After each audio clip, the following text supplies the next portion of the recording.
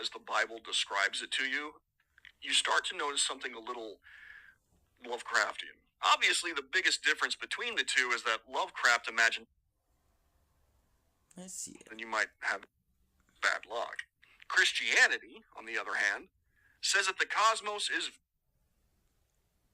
Lovecraftian. Obviously, the biggest difference between the two is that Lovecraft imagined a universe of cosmic indifference, one that gives as much attention to you as you do to an ant while you're walking down the sidewalk. If you get stepped on, well, that's just bad luck. Christianity, on the other hand, says that the cosmos is very aware of your existence and is in fact hyper-focused on you. It knows both your current and your ancient name, and there's a good portion of it that hates you with a passion you can't fathom. Unless you worked in retail, then you might have an idea. Now, both of these views have their own specific brand of horror to them, but Christians have lived long enough with the idea that our brand of cosmic horror is so very real that it starts to show up in Christian creations. Have you ever heard of the Inklings? It was a group of writers at Oxford whose names you may have heard of before. They include Charles Williams, C.S. Lewis, and of course, J.R.R. Tolkien.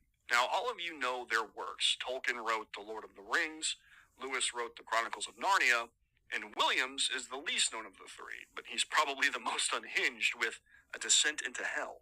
Now, all three of them are Christians, very famously, in fact, and all three of them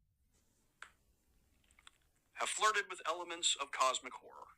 Tolkien had his nameless things far beneath the surface of Middle-earth that had Gandalf terrified enough that he literally referred to the Balrog he was pursuing as his only hope, and that he clutched at his heel to escape. These creatures are ancient and malevolent, so old, in fact, that Gandalf says even Sauron doesn't know they exist, and it's popularly thought they were created by the discord sown into the world by Melkor during the Song of Creation. Lewis's sci-fi trilogy referred to the Earth as a silent planet, quarantined off from the rest of the universe thanks to a bent, fallen entity that infected it with a metaphysical plague. His third book really leans into the cosmic horror aspect, with humans attempting to communicate with what they think are aliens, but are actually vast intelligences from other dimensions. Williams leaned more into the psychological and paired it with the metaphysical.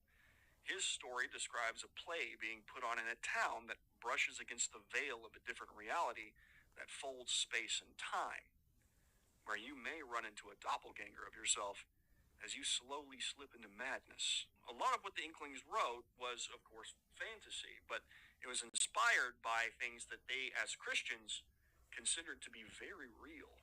Christians don't have to go too far to find their own creatures of immense power in the deep.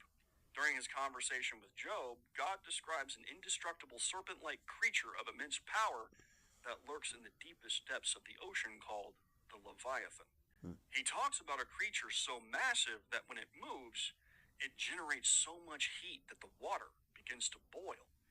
Its eyes shine, it breathes fire, and its scales are so strong that it cannot be pierced or damaged by anything made by man. There aren't any gaps in its scales either, as God hints that its body is enclosed at the molecular level. Its teeth all around are fearsome, its back a row of shields. Its snorting throws out light, its eyes are like the red glow of dawn. Out of its mouth go flames. It regards iron as straw, and bronze as rotted wood. It makes the deep boil like a cauldron. Its like is not on earth. He is the final boss of all the beasts of the 4D realm, and God makes it clear that the only reason he's not up here killing everybody is because he's holding the leash. And then there's Rahab, a being of pure chaos. It says that in the beginning there was nothing, and then God spoke and there was light. But in Psalm 89:10 and Job 26:12, we get more to the story. By his power he churned up the sea. By his wisdom he cut Rahab to pieces. By his breath the skies became fair. His hand pierced the gliding serpent. We learn that God broke Rahab and then used its body to bring substance to the void. It is entropy, and because it's both defeated and to be defeated, entropy is still the natural state of the world, which is why our world is always trying to slide back into it. These are primordial beings of unfathomable power that God just kind of subdued to create the bounds of what we know as our reality today. This means that the foundations of our world are effectively built on shattered chaos, or what ancient people called tehom, or chaotic raw material. Now, this could be metaphoric for God just creating order out of chaos, creating matter and dark matter. But ancient Near Eastern people didn't really make the distinction between metaphor and ontology.